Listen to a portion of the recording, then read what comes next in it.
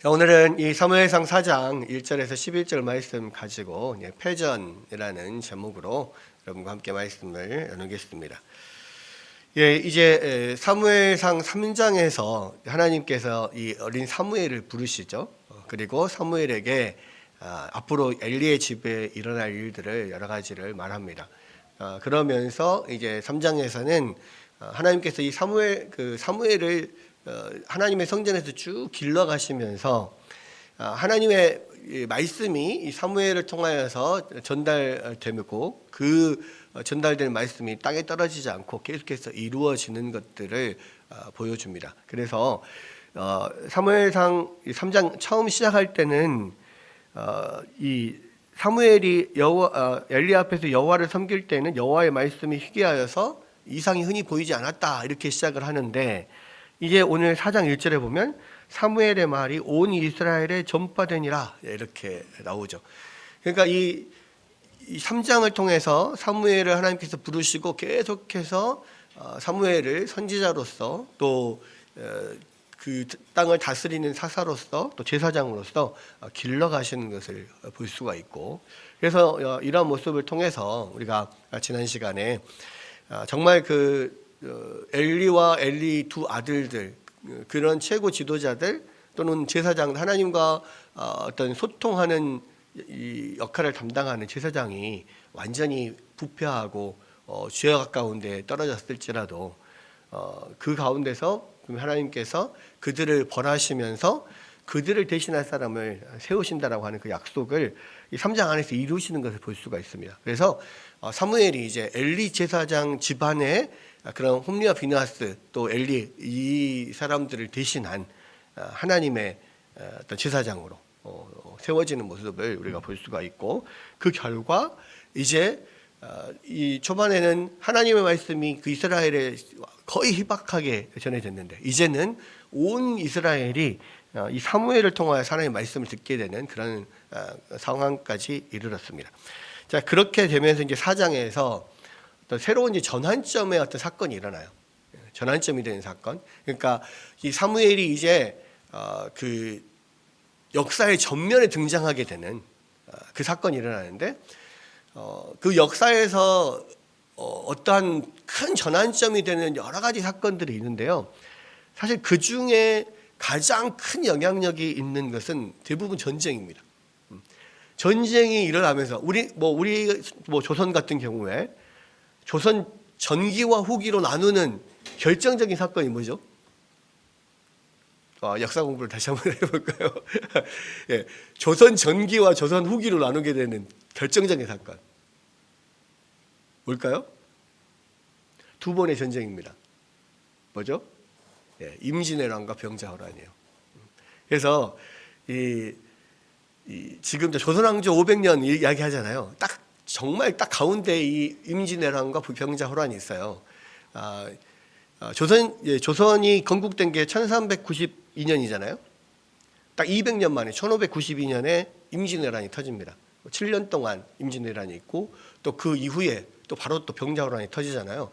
근데 이 두 임진왜란과 병자호란이 있는 다음에, 이거는 어떤 거냐면 임진왜란은 남쪽으로부터 일본의 영향을 받게 되는 거고요. 병자호란은 북쪽으로부터 중국의 영향을 받게 되는 겁니다. 그래서 이제 남쪽의 영향, 북쪽의 영향이 이 전쟁과 함께 들어와요. 그러니까 대부분 많은 경우가 전쟁과 함께 그 모든 문명이나 문물들도 같이 들어오거든요. 그래서 이 임진왜란과 병자호란 다음에는 완전히 사회가 바뀝니다. 그래서 전기와 후기로 완전히 나누는데 아주 중요한 역할을 하죠. 그런 게 대부분 전쟁입니다.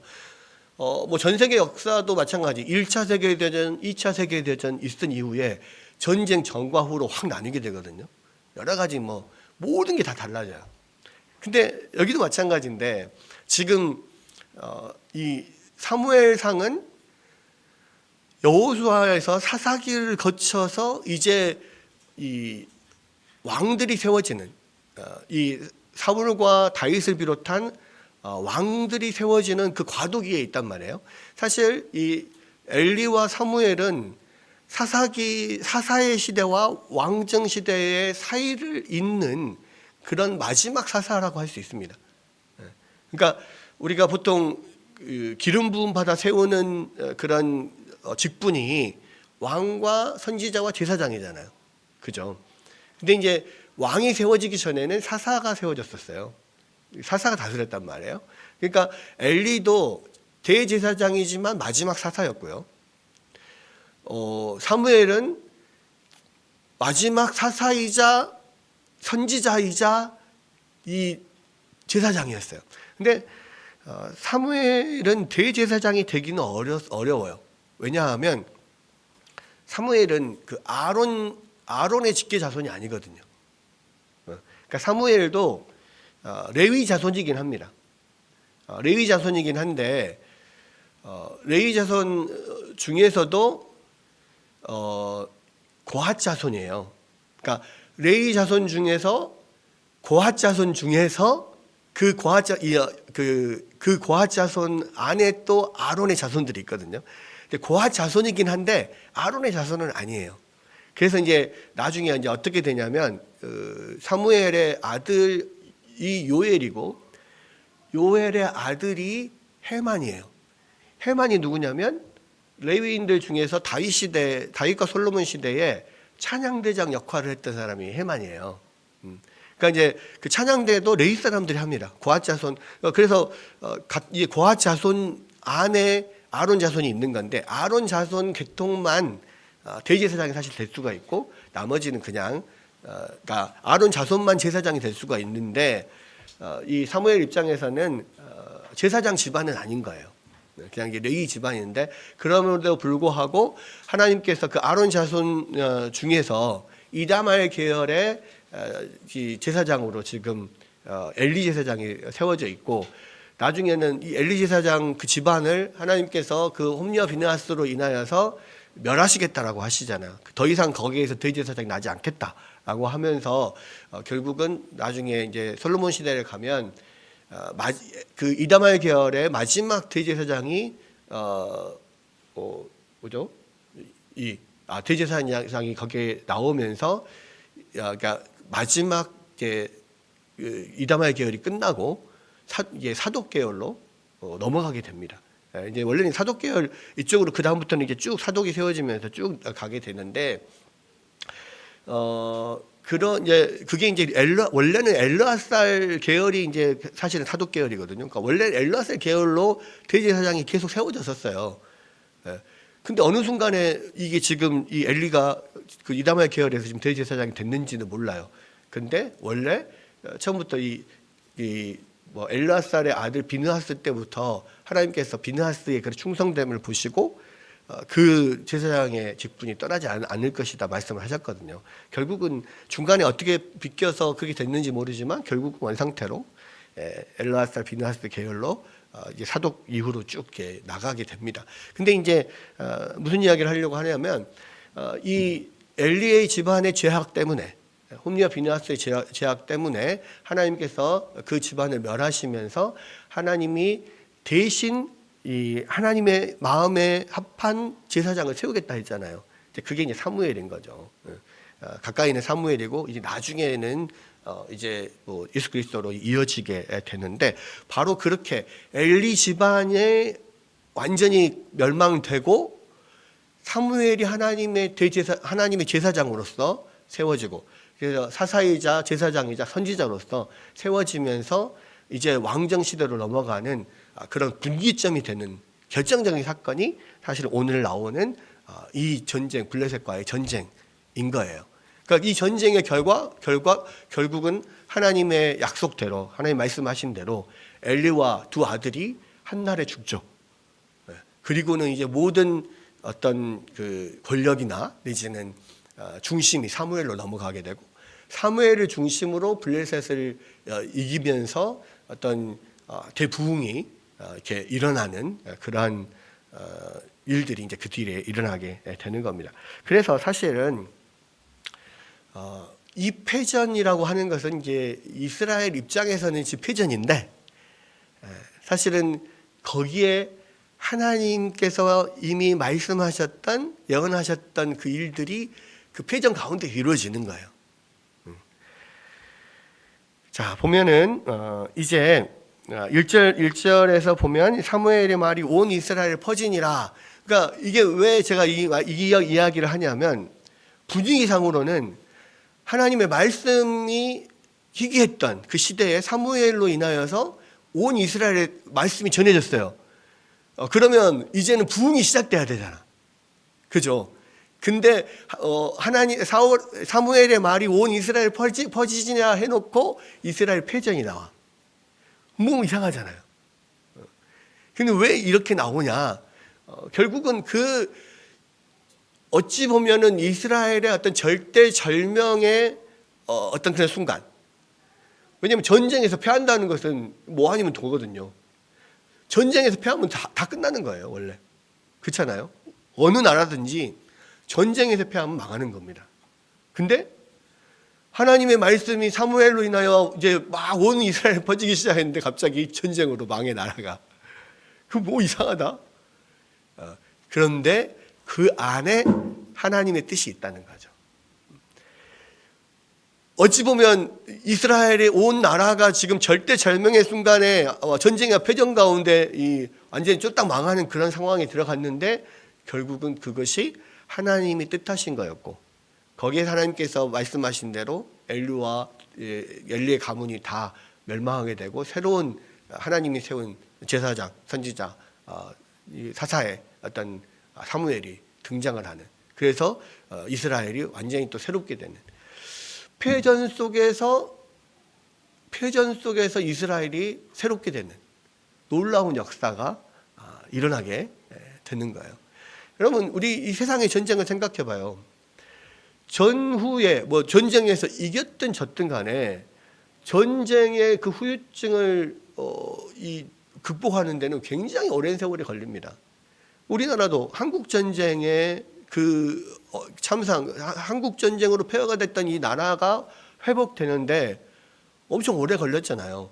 그런데도 불구하고 우리나라는 그 전쟁에서 회복된 그것이 엄청나게 시간이 빨랐고, 그리고 어떤 다른 나라보다, 이 세상 역사에 있는 어떤 나라보다 엄청난 발전을 이뤄낸 것이 우리나라잖아요.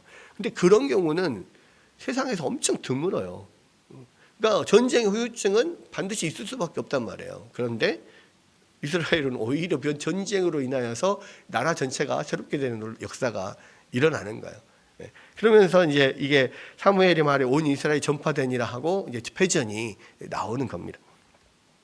자, 보시면 이제 1절 후반부에서 이스라엘은 나가서 블레셋 사람과 싸우려고 에베네스의 곁에 진치고 블레셋 사람은 아벡에 진쳤더니 그랬습니다.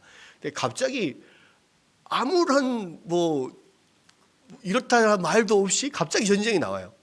이 전쟁이 왜 일어났는지는 몰라. 근데 블레셋 사람과 지금 이스라엘 사람이 전쟁을 하게 됐어요. 근데 이 블레셋 사람은 아벡에 진을 쳤고, 그리고 이 이스라엘 사람은 에베네셀 곁에 진을 쳤다 그랬습니다. 그러니까 이 아벡이 이 블레셋 사람들의 지역의 가장 최북단에 지금 있는 지역이라고 볼 수가 있습니다. 그러니까 이 블레셋 사람들이 지금의 말하는 지금의 팔레스타인 사람들이 블레셋에 있거든요. 그런데 이 블레셋 사람도 사실은 원래 가나안 본토 사람이 아니에요. 본토 민족이 아니고 이스라엘이 애굽에서 나올 그 비슷한 무렵에 블레셋 사람들도 이 바다를 건너서 지중해 쪽으로 들어와요. 그러니까 이제 원래는 에게해 그쪽에 있었던, 그리스 쪽에 있었던 사람들이라고 합니다. 원래 민족들이라고 하는데 애굽을 거쳐가지고 애굽을 들어와서 이 사람들이 강력한 철기 문화를 가지고 있었거든요. 그래서 뭐 애굽은 대제국이기 때문에 뭐 애굽 전체를 다 싹쓸이 하지는 못하지만 애굽 북쪽으로 들어와 가지고 거기를 차츰차츰 먹어 들어가면서 이제 지중해 쪽으로 올라와서 그 해안 지방을 중심으로 이 가나안 그 지역을 점령을 하고 그곳에서 살았던 사람들이에요. 그래서 이 블레셋 사람들은 지중해 해안 지역에 주로 분포가 되어 있습니다. 그래서 가자지구, 지금 현재 가자지구죠. 이 성경에서는 가사라고 나오죠. 가사, 아스글론, 아스돗, 뭐 에글론, 뭐 이런 데가 이제 이 5개의 주요 도시가 있고, 블레셋은 5 그 주요 도시의 방백들이 어떤 연합체를 이루어서 다스리는 그러한 어떤 민족 국가였단 말이에요. 근데 이 블레셋과 계속해서 그 싸웠던 사람이 삼손이잖아요. 그러니까 이 삼손이 그래서 이제 블레셋과 계속 싸웠는데 결국은 삼손이 뭐 블레셋을 다 물리치지는 못해요. 블레셋이 계속해서 이제 올라와서 결국은 아벡까지 지금 올라온 거예요. 아벡이 상당히 그래도 저 북쪽으로 지금 올라와 있는 그런 거기거든요. 요빠 뭐 근처라고 해요. 그래서 이제 지금 이제 그 이스라엘과 대치를 하고 있는 상황인데, 아마도 계속해서 블레셋은 북쪽으로 확장 정책을 펼쳤을 것이고, 이스라엘은 주로 이제 블레셋이 지중해 쪽에 있는 그런 해안 지역을 중심으로 이렇게 북상을 한다면, 이스라엘은 이 지금 요단강 쪽에 그쪽에 산간 지역이거든요. 그 산간 지역을 중심으로 해서 이게 전체적으로 쭉 이게 자리를 차지하고 있어요. 근데 거기서부터 이제 자꾸 이제 해안 지역으로 내려오려고 하는 그런 가운데 서로 부딪히게 되는 거잖아요. 그러면서 이제 전쟁이 지금 일어나는 겁니다. 그랬을 때에 블레셋 사람들이 이스라엘에서 전열을 벌이니라 그 둘이 싸우다가 이스라엘이 블레셋 사람 앞에서 패하여 그들에게 전쟁에서 죽임을 당한 군사가 4,000명 가량이라. 네, 그랬습니다. 처음 1차 충돌이 일어났을 때 블레셋에게 이스라엘이 져요. 근데 이게 재밌는 게 주어가 다 블레셋이에요. 지금 주어가 블레셋이고, 이스라엘은 그냥 굉장히 그 약간 뭐 방어적인, 수동적인 그런 상태에 있어요. 그러니까 이 문장 구조 자체만으로 봐도 지금 블레셋이 이스라엘보다 훨씬 강하다는 것을 볼 수가 있어요. 뭐 그럴 수밖에 없어요. 왜냐하면 블레셋이 처음부터 철기 문화를 가지고 온 사람들이고, 그러한 평야지대에 살면서 철병거를 가지고 있었거든요. 그러니까 사사기에서도 철병거, 해안 지역에 사는 철병거 때문에 굉장히 애를 먹잖아요. 결국은 그러한 첨단 무기들을 갖고 있고 훨씬 더 국력이 지금 센 그런 상황입니다. 그렇기 때문에 지금 뭔가 사무엘을 통하여서 이스라엘이 하나님의 말씀이 좀 퍼진 상태로 뭔가 새롭게 된 것 같은데, 사실은 이 블레셋과의 전쟁에서 지금 전혀 맥을 못 추고 있는 것을 보여주는 겁니다. 그런데 이제 그렇게 해서 1차 충돌에서 4,000명 가량이 이제 사망을 하게 됐습니다. 죽임을 당하게 됐는데, 이 3절에 그렇게 해서 피하고 물러나는 게 아니라 3절에 보면 백성이 진영으로 돌아오매 이스라엘 장로들이 이르되 여호와께서 어찌하여 우리에게 오늘 블레셋 사람 앞에서 패하게 하셨는고. 이 패배의 원인을 지금 분석을 합니다. 여기까지는 좋아요. 예, 무엇든지 패배할 수 있어요. 지금 이제 전쟁에서 완전히 진 게 아니라 첫 번째 1차 전투에서 지금 패배를 한 거잖아요. 패배를 했으면 원인이 뭔지를 정확하게 분석하는 것이 가장 필요합니다. 그래야만 그 다음에 싸움에서 그 원인이 뭔가를 알아서 그것들을 보완을 했을 때 싸움에서 이길 수가 있잖아요. 우리가 지금 고등학생들도 수능 공부하고 이렇게 대학 입시 준비할 때도 시험을 보고 공부를 해서 또 문제를 풀고 나서 틀린 문제들 있죠. 이 틀린 문제들을 어떻게 관리를 하느냐에 따라서 이 사람이 그 다음 시험에서 더 점수를 잘 받을 수 있을지 없을지 나오는 거예요.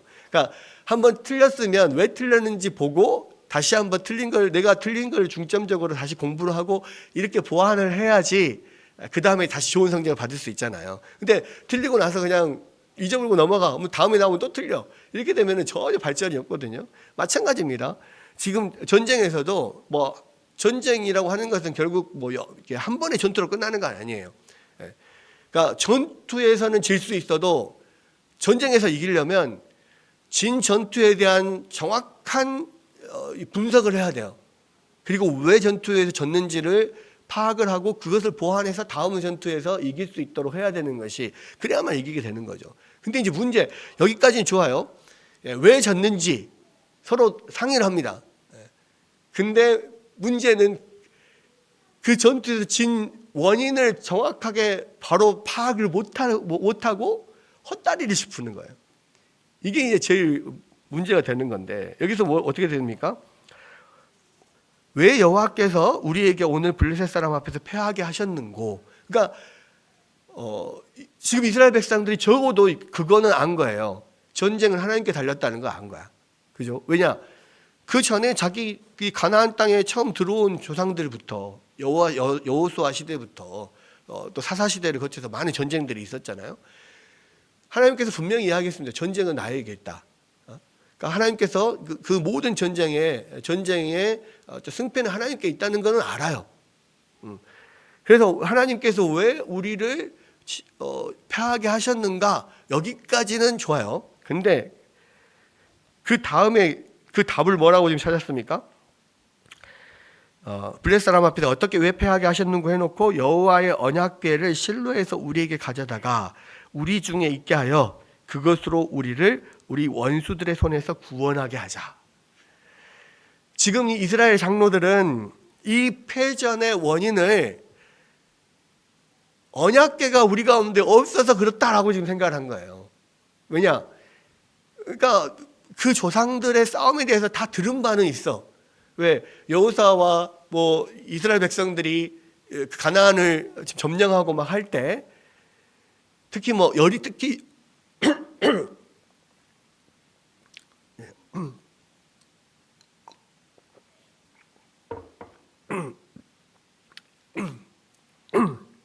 예. 예, 갑자기 목이 메이네요.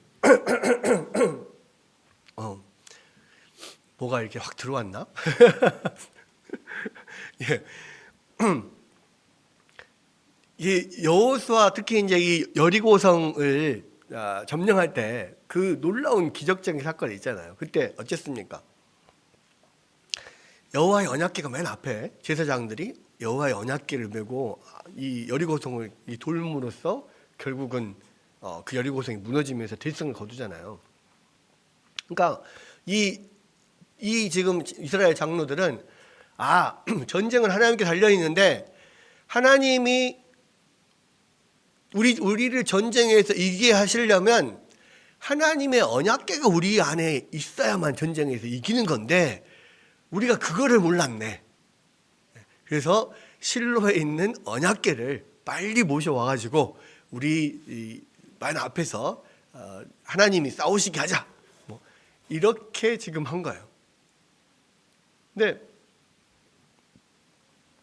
여러분, 지금 이 전쟁에서 패한 원인이 언약궤가 그들에게 없어서입니까?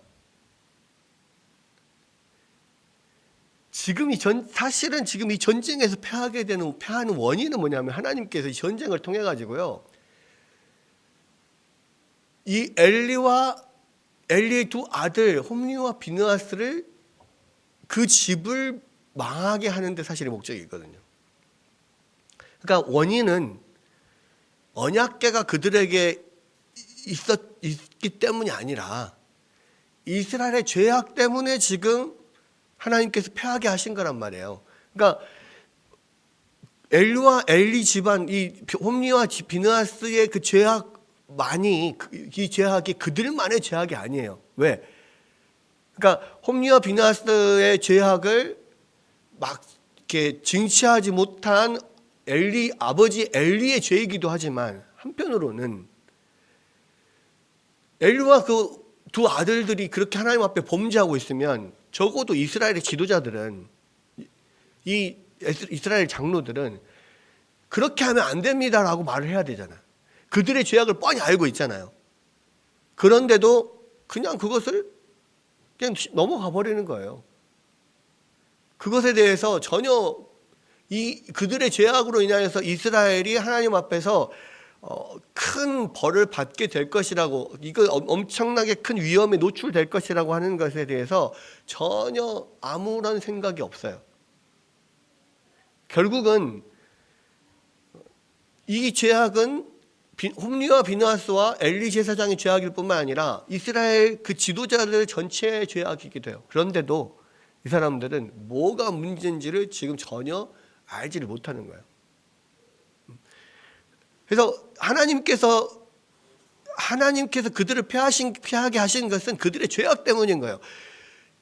여러분, 우리가 여호수아와 사사기를 봐도 알 수가 있잖아요. 여호수아에서, 사사기에서 왜 그들이 계속해서 이민족들의 침입을 받고, 또 사사기에서 이민족들에게 그 압제를 당하고 많은 고생을 했습니까? 그들의 죄악 때문에 그렇잖아요.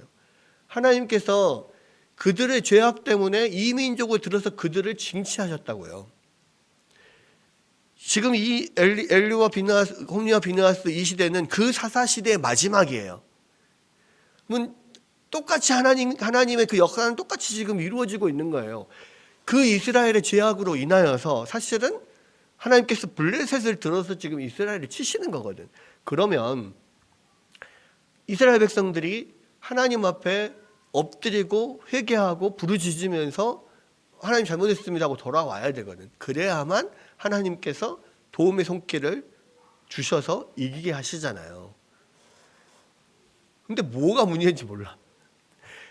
그러니까 분명히 하나님이 블레셋을 들어서 우리를 치신다, 또 블레셋에게 우리가 지게 하셨다라고 하는 것까지는 인식을 하는데, 그들이 죄악 때문에 하나님께서 치신다는 생각을 전혀 하지 못하고 있어요. 그러면서 오히려 이 죄악의 문제가 아닌 그냥 하나님의 언약궤가 우리 안에 없어서 그렇다, 이렇게만 생각을 하는 거예요. 그래서 이제 이 언약궤를 실로에서 가지다가 우리를 구원하게 하자 해놓고, 4절에 보면 이에 백성이 실로에 사람을 보내어 그룹 사이에 계신 만군의 여호와의 언약궤를 거기서 가져왔고, 엘리와 두 아들 홈리와 비느하스는 하나님의 언약궤와 함께 거기에 있었더라. 그게 지금 완전히 웃기는 상황이 된 거죠. 이 패배의 원인은 홈리와 비느하스인데, 근데 이 1차 패배에서 만회하기 위해서 홈리와 비느하스를 데리고 와요.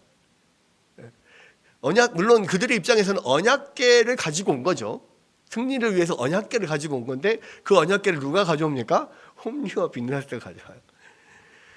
하나님의 지금 이 진치의 대상인 홈리와 비느하스를 오히려 그 패전의, 그러니까 원인인 그들을 오히려 해결책이라고 데려다 놓는 지금 이 이스라엘의 장로들의 영적인 상황이 얼마나 어두운지를 알 수가 있죠.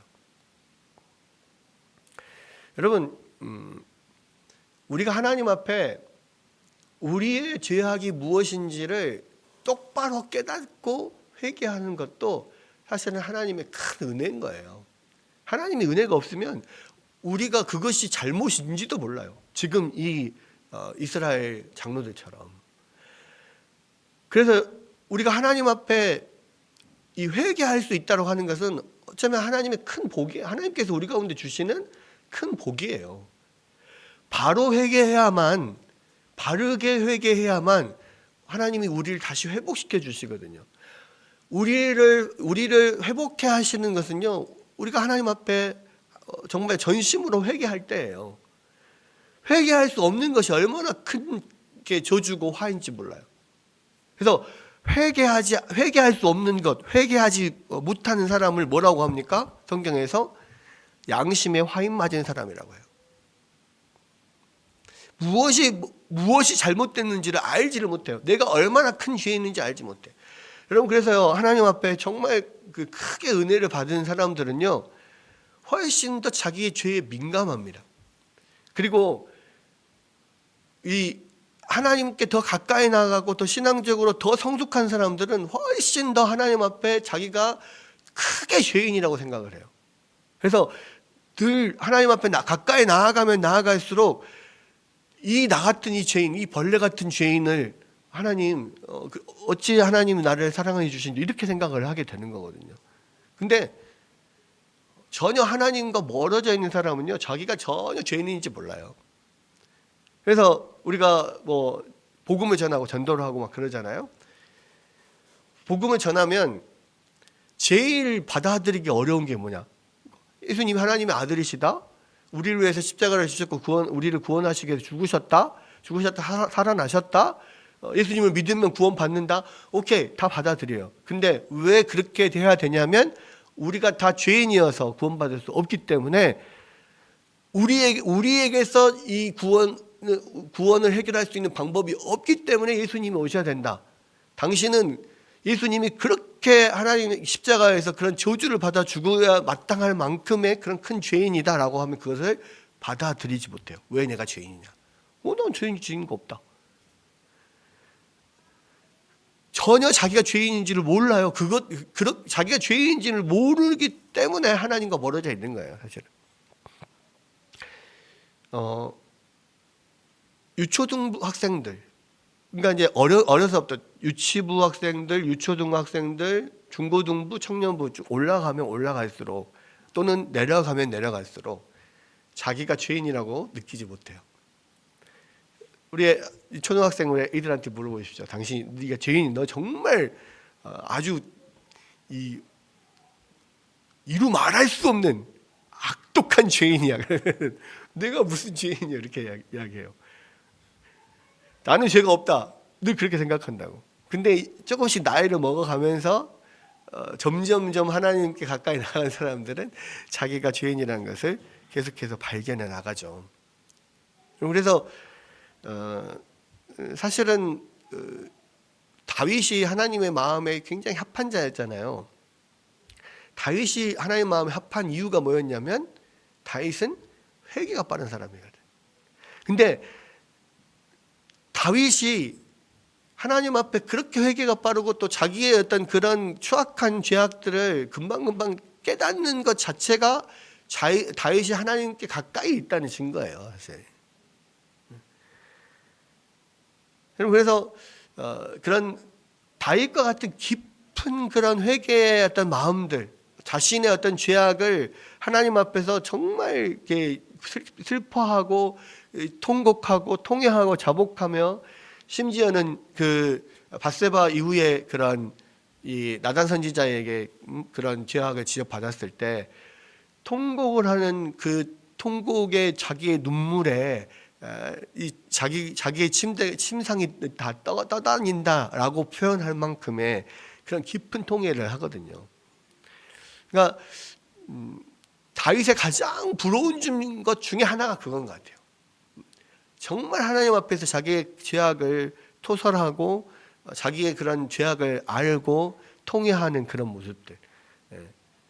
그런데 지금 반대로 이스라엘 장로들은 전혀 이게 뭐가 문제인지를 알지를 못하고 있는 겁니다. 또 하나는 하나님, 그러니까 이 언약궤만 그들의 군대 안에 있기만 하면 그 언약궤가 능력을 발휘해서 그들을 이기게 할 거라는 것, 그런 잘못된 믿음을 가지고 있었어요. 사실은 능력이 언약궤에서 나오는 건 아니죠. 하나님의 능력은 하나님의 임재에서 나오는 거예요. 언약궤는 하나님의 임재의 상징일 뿐입니다. 그렇죠? 여러분, 언약궤가 임하는 것은 하나님의 능력이 임하는 건데, 결국은 이 언약궤를 내 뜻대로 내 마음대로 해서 하나님의 능력을 자꾸 내게서 일어나게 하려고 하는 것은 우상 숭배하고 전혀 다르지 않아요. 여러분, 우상 숭배라고 하는 것이 뭡니까?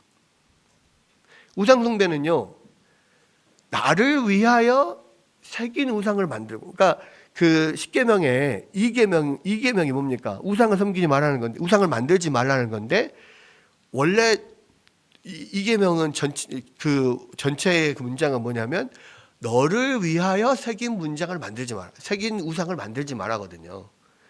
그러니까 우상 숭배의 문제는 뭐냐면 나를 위하여예요. 나를 위하여. 나에게 복을 주시도록 어떤 신적인 존재를 내가 우상으로 만들어서 나에게 복을 내리도록 내가 조종을 하는 거예요. 그것이 우상 숭배거든. 그죠? 근데 하나님의 언약궤도 마찬가지예요. 이스라엘이 승리를 하는 이유는 하나님이 그들 가운데 계시기 때문에 승리를 하는 건데, 그 하나님의 능력을 내가 언약궤를 나의 임의대로 가지고 와서 거기서 하나님 나에게 능력을 주십시오, 이렇게 지금 하나님의 능력을 내 마음대로 움직이는 하나의 도구로 언약궤를 지금 사용하고 있는 거잖아요. 이거는 나를 위하여 새긴 우상을 만드는 거나 나를 위하여 언약궤를 가지고 오는 거나 사실은 똑같은 거예요. 그러니까 엄청난 우상 숭배에 지금 죄를 범하고 있는 겁니다. 그것도 이스라엘 장로들이 들어서 그렇게 하나님을 자기 마음대로 하나님의 능력을 얻을 수 있도록 언약궤를 가지고 온 거예요. 근데 여러분, 하나님의 언약궤는 여러분 생각해 보십시오. 모세 때 하나님 언약궤가 만들어졌잖아요. 근데 하나님께서 이 언약궤를 만들고 언약궤가 있을 성막을 만들고 모든 것을 하나님께서 하라는 대로 만들었어요. 그리고 이스라엘 백성들은 이 언약궤가 있는 그 성소 위에 하나님의 영광의 구름이 또 영광의 불기둥이 있어서 그 구름이 하늘로 올라가서 이동하면 그 구름을 따라서 언약궤를 다 들고 성막을 다 들고 그 모든 이스라엘 진영이 구름이 이동하는 대로 따라갔다가 멈추면 거기에 멈췄다가 결국은 하나님이 인도하시는 대로 갔거든요. 언약궤는 그래서 내 마음대로 움직일 수 있는 게 아니에요. 하나님이 하라는 대로, 하나님이 움직이라 하면 움직이고 하나님이 있으라 하면 있어야 되는 게 언약궤인 거예요. 근데 가나안 땅으로 지금 언약궤를 가지고 지금 이스라엘 백성들이 들어왔잖아요. 그러면 하나님께서 정한 곳에 그 언약궤를 두어라 말씀을 하셔서 지금 아직까지 실로에 계속 언약궤가 있는 거예요. 하나님께서 그 언약궤를 움직이라 하지 않았어. 근데 자기들 마음대로 언약궤를 가지고 와버려. 이거는 하나님의 영광을 침해하는 거고 하나님의 주권을 지금 침해하는 거예요. 이스라엘 백성들이 지금 언약궤를 가지고 온 것은요, 오히려 하나님의 도우심을 얻고자 하는 것이지만 오히려 하나님의 그런 통치를 거부하고 자기 마음대로 지금 하고 있는 거예요. 오히려 하나님의 어떤 임재를 사모하고 그 하나님의 임재 안에 있으려고 하는 게 아니라 하나님을 내 마음대로 지금 움직이려고 하는 그러한 행위라고요. 전혀 오히려 하나님께 반역하는 행위인 거예요, 이게. 그러니 처음에는 전투를 해서 블레셋과의 싸움에서 몇 명이 죽었습니까? 4,000명이 죽었잖아요. 근데 두 번째 언약궤를 갖고 와서는 결과가 어떻게 돼요? 3만 명이 죽어요. 그리고 언약궤는 빼앗겨 버려. 이거는 역사 속에서 있을 수 없는 일이 지금 일어나는 거예요. 어떻게 이 언약궤를 빼앗겨 버립니까?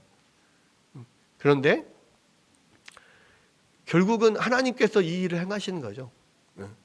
그들이 언약궤를 가지고 하나님의 능력을 막 좌지우지하려고 했던 그것들이 하나님께서 얼마나 그것이 큰 죄악인지를 지금 그 전쟁의 결과로서 보여주고, 결국은 하나님의 능력은 그 언약궤에 있는 것이 아니라 하나님이 너희들과 함께 계실 때 능력이 나타나는 것이고, 하나님이 없으면 언약궤를 아무리 네가 가지고 가도 아무런 의미가 없다는 것을 지금 보여주는 거예요. 그리고 나중에 이제 뒤쪽으로 가게 되면 그 빼앗겼던 언약궤가 그 블레셋 땅을 온통 돌아다니면서 블레셋을 완전히 초토화시켜 버리죠. 결국은 이것을 통하여서 하나님께서 지금 이스라엘 백성들에게 이야기하고자 하는 것이 뭡니까? 하나님은 인간이 좌지우지할 수 없는 분이라는 것을 보여주는 거예요. 여러분, 우리도요, 똑같이 예수님을 믿고 신앙생활을 하지만 우리가 신앙생활을 하면서도 계속해서 뭔가 자꾸 하나님을 내가 스스로 언약궤로 움직여가지고 하나님을 계속 좌지우지하려고 하는 그런 충동들이나 그러한 일들이 너무 많아요. 예를 들어서 기도하는 것도 마찬가지입니다. 기도하는 것도 어떠한 것을 내가 이루기 위해서 하나님 나의 원하는 나의 소원을 들어주십시오. 또는 하나님 나에게 어떤 이 일을 이루어 주십시오라고 하는 그런 목적을 가지고 하나님 앞에 막 기도해요. 가서 막 이 산에 올라가서 이 소나무 뿌리를 뽑든지 아니면 막 뭐 30일, 40일 막 금식 기도를 하든지 어떻게든지 해가지고 그것을 쟁취해 내려고 해요. 근데 그것은 내가 내 마음대로 지금 언약궤를 막 움직이고 있는 거거든요. 하나님 이거 안 해주시면 나 죽을랍니다. 그냥 죽고 말랍니다. 그게 지금 뭐 40일 금식 기도하고 막 이런 거거든요. 제가 전도사 시절에 서울에서 그 사역했던 교회에 담임 목사님 아들하고 이 어떤 집사님 딸하고 둘이 교제를 계속 하고 있었어요. 근데 이 집사님, 그러니까 이 교제하고 있는 딸의 그 아버지 되는 집사님이 담임 목사님하고 엄청 대판 싸워가지고 그리고는 교회를 떠나버리셨어. 그러니까 이제 이 딸만 남아가지고 이 목사님 아들하고 이제 계속 이렇게 교제를 하고 있는데 나이는 착하고 결혼을 해야 되는데 내 눈에 흙이 들어가기 전에는 내가 결혼 못 시킨다. 또 이 그 목사님도 아주 고집이 대단하시거든요.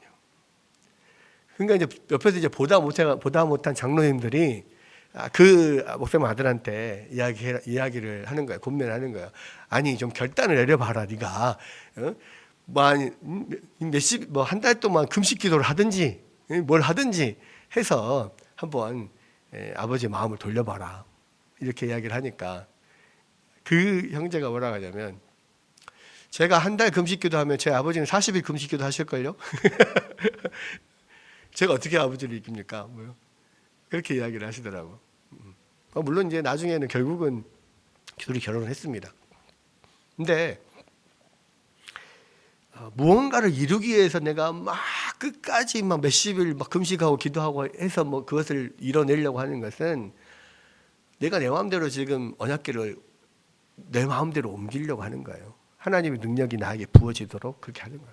근데 여러분, 기도는 내 뜻을 이루려고 기도를 하는 겁니까? 내가 이것을 가지고 기도하는 이유는 뭐냐면 하나님의 뜻이 무엇인지를 발견하고 순종하기 위해서 기도하는 거예요. 그러니까 기도하다 보면 하나님의 뜻이 무엇이구나 그것들이 느껴지고 내 뜻이 꺾여지고 결국 하나님의 뜻을 붙잡게 되는 거. 이게 사실은 바른 기도거든요. 근데 내가 뭔가 열심히 뭔가를 해가지고 하나님의 능력을 내가 받아버리라. 그거는 언약궤를 움직이는 거하고 똑같은 거예요. 어디 기도뿐입니까?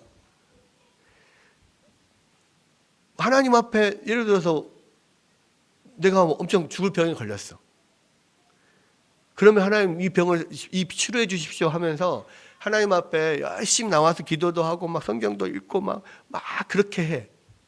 물론 열심히 기도하고 열심히 성경도 보고 열심히 교회에서 봉사를 하고 하는 거 좋은 일이에요. 근데 그 목적이 뭐냐? 언약궤를 움직이려고 하는 거면 언약궤를 움직여서 하나님의 능력을 내가 받으려고 한다면 우상 숭배와 똑같은 거라고. 그렇죠? 그러니까 우리가 뭔가 뭐 이것을 꼭 이루고 싶은 게 있어요. 이것을 위해서 내가 열심히 기도하고 다른 사람들한테 기도 부탁하고 꼭 이거 좀 해주게 해 주십시오. 꼭 되게 해 주십시오. 그거는요, 언약궤를 움직이려고 하는 거예요. 그것은 하나님의 주권을 지금 도전하는 거예요. 우리의 신앙생활을 그렇게 하면 안 된다고. 하나님은 하나님이셔요. 우리가 언약궤를 움직이는 게 아니라 하나님이 그 팔을 움직이셔서 우리 가운데 가라 하면 가고 서라 하면 서고 싸우라 하면 싸우고, 그렇게 했을 때 그 안에 하나님의 능력이 임하는 거예요.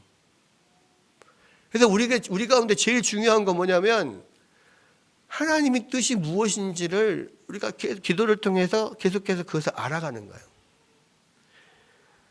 그러니까 요한복음에서도 그 이야기 나오잖아요. 너희가 내 안에 거하고 내 말이 너희 안에 거하면, 그리하면 무엇이든지 원하는 대로 구하라. 그리하면 이루리라. 사람들이 앞에는 생각 않고 무엇이든지 원하는 대로 구하면 이루리라, 이것만 붙잡고 아멘 한단 말이에요. 근데 그게 아니에요. 그 전제 조건이 있어. 그게 뭐예요?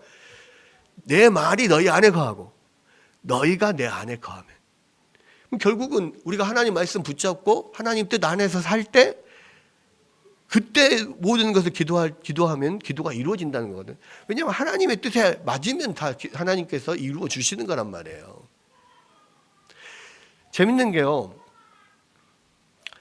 언약궤라고 하는 이름 자체가 이미 이것을 포함해요. 여러분, 그 언약궤가 뭐 법궤라고도 불리기도 하고 하나님의 궤라고도 불리기도 하고 또 언약궤라고도 불립니다. 근데 특히 여기 지금 사무엘상 4장에는요 법궤라고도 나오지 않고 하나님에게 한번 나와요. 계속 언약궤라고 나와요. 그럼 왜 언약궤인가요? 언약궤 안에는 뭐가 들어있습니까? 십계명 돌판, 아론의 쌍난 지팡이, 만나 항아리, 이 세 가지가 들어있습니다. 근데 언약궤라고 했을 때 초점은 어디에 있어요? 십계명 돌판에 있다고요. 그 십계명 돌판이 뭐의 상징입니까? 하나님과 이스라엘 백성들의 언약의 상징이에요. 여러분, 언약은 약속과 다르다 그랬죠? 언약은 쌍방간의 계약이에요. 약속은 일방적으로 약속하는 거예요. 그래서 내가 우리 아이들에게 뭔가를 약속을 하잖아요. 그것은 아빠가 뭐 예를 들어서 뭐 너희가 공부를 열심히 해서 이번에 뭐 예를 들어 뭐 성경공사 1등을 하면 뭐 뭘 사주겠다 뭐 이런 거, 아니면 말 잘 들으면 뭐 해주겠다, 이런 건 약속이에요. 그것은 일방적으로 주는 겁니다. 주는 약속이에요. 하나님은 그런 약속도 많이 하셨어요. 근데 하나님은 시내산에서 모세를 대표로 해서 이스라엘 백성들과 언약을 맺으세요. 쌍방 계약을 맺습니다. 그래서 시내산에서 내가 너희의 하나님이 되고 너희는 나의 백성들이 될 것이다 라고 쌍방 계약을 맺고, 그 나의 백성으로서 살 때 이렇게 살아라고 법으로 주신 것이 십계명 돌판이고, 그것들을 여러 가지 해석을 해서 실생활에 그것들을 어떻게 적용할지를 풀어주신 게 율례라고 합니다. 그러면 언약을 그 언약을 어떤 중하게 여겨서 그 언약의 두 중간인 돌판을 이 궤 안에, 하나님의 궤 안에 넣어놨단 말이에요. 언약의 증거예요. 그러면 언약이니까 쌍방계약을 했잖아요. 그러면 하나님이 너희들의 하나님이 된다. 하나님이 너희들에게 왕이 되시고 너희를 보호하시고 모든 것을 공급하시는 이 복을 너희에게 주겠다 약속을 하셨어요. 단 어떤 조건 안에서? 하나님과의 그 언약, 그 하나님이 주신 그 율법을 지키는 한에서. 하나님의 능력, 하나님의 복은요 어디서 나오냐면요, 이들이 하나님의 언약 백성으로서 하나님과의 언약을 지킬 때에 그 안에 하나님의 능력과 복이 임하는 거예요. 그것이 언약입니다. 언약궤라고 하는 게 그거예요. 그러면 이 언약궤가 상징하는 것은요, 너희가 내 안에 거하고 내 말이 너희 안에 거하면, 너희가 내 언약을 잘 삼가 지키면 내가 너에게 복을 주겠다. 이 약속을 이루겠다라고 하는 증거란 말이에요. 그러니까 모세 이후에 이스라엘 백성들을 계속해서 하나님께서 이 여호수아를 통해서도 그렇고 모든 그 이후의 사람들에게 계속해서 되새긴 게 뭐예요? 하나님과 언약이잖아요. 너희가 이 언약의 말씀을 잘 지켜 행하면 내가 너희에게 복을 주겠고, 그러지 않으면 너희에게 벌을 내리리라 계속 말씀을 하시잖아요. 그게 뭐냐면 하나님의 능력과 복은 언약 안에서 이루어진다는 거예요. 근데 이 이스라엘 백성들은 하나님과 언약은 아예 생각하지 않습니다. 하나님 율법 전혀 지키지 않고요. 하나님이 하라고 하는 것을 하나도 하지 않고 자기의 소견대로 지금 행하는 그 사사기의 마지막 시대에 와 있어요. 근데 하나님의 복이 임하겠습니까? 하나님의 능력이 임하겠어요? 아니요, 임하지 않아요. 그 언약을 지키지도 않으면서 하나님의 약속, 하나님의 복을 받기 원하고 능력을 받기 원해서 언약궤를 가져다 놓는 거예요. 하나님은 이것에 대한 징치를 하시는 겁니다. 여러분, 우리도 마찬가지예요. 우리가 예수 그리스도를 믿는 믿음은요, 우리가 예수를 믿으면 구원을 받는다. 우리가 예수님을 주와 그리스도로 믿으면 우리에게 구원을 주시고 영생을 주시고 그 안에 있는 모든 좋은 생명의 복을 주신다. 그것도 또한 언약이에요. 예수 그리스도를 믿는다는 것은 나의 주와 나의 그리스도로 믿는, 나의 구세주로 믿는다는 거거든요. 예수님이 나의 주인이고 예수님이 나의 구원자라고 하는 것을 믿고 그 예수님을 의지하면 그때에 그 안에 우리의 구원도 주시고 생명도 주시고 그 안에 그런 언약 가운데 있는 복을 주시는 거예요. 그러니까 예수 그리스도를 믿음으로 주시는 그 복은 이 예수님을 믿는 그 믿음 안에 하나님께서 주시는 그 언약을 순종하는 그 순종을 순종으로서 그 복을 우리가 받게 되는 거예요. 그래서 이것을 은혜 언약이라고 하는데요. 은혜 언약도 쌍방향의 계약입니다. 그래서 예수님을 주로 내가 섬기고 예수님을 나의 구원자로 믿고 순종할 때만 비로소 우리 안에 구원도 이루고 생명도 이루고 모든 복도 그리스도 안에 있는 복도 임하는 거예요. 근데 우리는 어떻게 생각합니까? 예수님을 그냥 믿는다 그렇게만 하고 고백만 하면은 무조건 우리가 구원을 받고 생명을 얻고 복을 얻을 거라고 생각해요. 그렇지 않다고요. 언약궤를 안에 있는 그 언약이나 우리가 예수 그리스도를 믿음으로 받는 언약이나 똑같은 언약이에요. 언약은 쌍방이 있고요, 조건이 있어요. 순종을 조건으로 해서 주어지는 언약이란 말이에요. 여러분, 그래서 모든 사람들이 그냥 예수님을 믿는다, 뭐 고백하면 끝인 줄 아는데 그게 아니에요. 우리 안에 참된 구원이 임하고 참된 생명이 임하고 참된 복이 임하려면 순종을 조건으로 한 언약이기 때문에 우리가 그 예수님을 우리의 주와 그리스도로 믿고 순종해야 돼요. 그러니까 성경에도 보면 예수를 주로 믿고 순종하는 모든 사람들에게 이런 말들이 많이 나와요. 하나님의 백성들을 뭐라고 하냐면 예수님을 믿고 순종하는 사람들, 이렇게 지금 이야기를 계속 하거든요.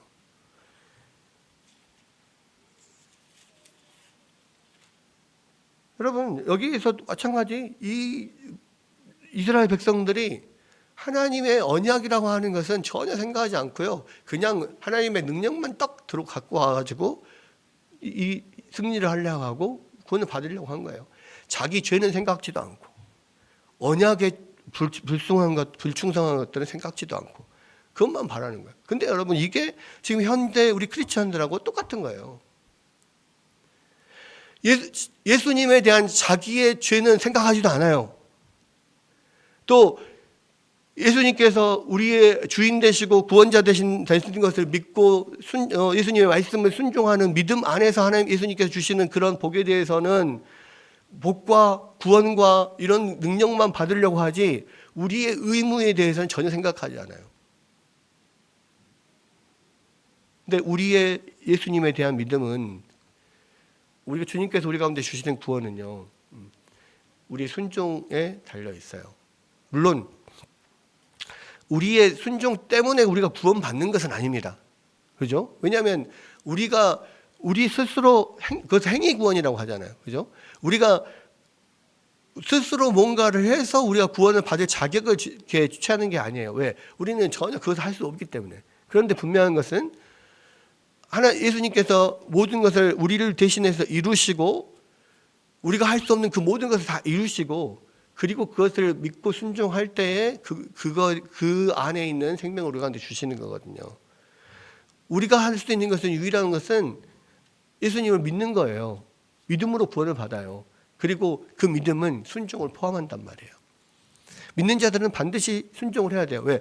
믿는다는 것은 예수님과 나와의 언약 관계 안에 들어가는 것이고 언약 관계 안에 들어가면 반드시 그 언약의 조건을 수행해야 되거든요. 그래야만 그 관계가 이루어지는 거예요. 여기서도 그래서 언약궤라고 하는 그 이름으로 계속해서 여기서 나오는 것은 하나님과 이스라엘 백성들의 언약에 관한 이야기들을 지금 하고 있어요. 그러면서 결국은 이 시대 이 사람들이 엘리와 홈리와 비느하스와 그런 모든 이스라엘 장로들과 이스라엘 백성들이 그것들을 알지 못하고 여전히 자신의 죄를 깨닫지 못하고 그러므로 그 하나님의 능력만을 그냥 얻고 사용하고자 하는 그런 마음에서 그렇게 전쟁에 언약궤를 이용하려고 했다가 결국은 크게 패전하는 그런 모습들이 나옵니다. 그러나 그것을 통하여서 하나님께서는 또 새로운 역사를 이루세요. 그것들을 통하여서 하나님께서 원래 말씀하셨던 그 엘리 집안의 그런 멸망, 엘리와 홈리와 비느하스의 제사장의 완전한 멸망과 하나님께서 약속하셨던 새로운 제사장 사무엘을 전면에 세워서 하나님께서 다시 이스라엘 백성들을 일으키시는 놀라운 또 이야기가 계속 진행되는 거예요. 어찌 보면 이것은 사사기의 어떤 연장선상에 있다고 보면 돼요. 그러니까 결국은 이스라엘이 회개하지도 않고 깨닫지도 못했고 그를 결국은 피할 수밖에 없었던 그런 전쟁임에도 불구하고 하나님께서는 그들을 구원할 다른 대안을 친히 사무엘이라고 하는 이 대안을 그들에게 주시는 거잖아요. 이것은 또한 하나님 앞에 우리가 온전하게 이렇게 충성하지 못하고 하나님 언약에 충실하지 못한 백성들도 하나님께서 버리지 않고 계속해서 구원하시고 또 다른 은혜를 베푸시는 그런 하나님의 은혜와 긍휼을 다시 한번 느낄 수 있게 되거든요. 이런 면에서 우리 안에 여전히 우리가 불충하고 또 우리가 죄악 가운데 있을지라도 하나님이 여전히 우리를 긍휼히 여기신다는 것을 우리가 생각하고 우리가 오늘 말씀 가운데서 특히 이렇게 다시 한번 생각해야 될 것은 우리는 하나님의 언약 백성이라는 거.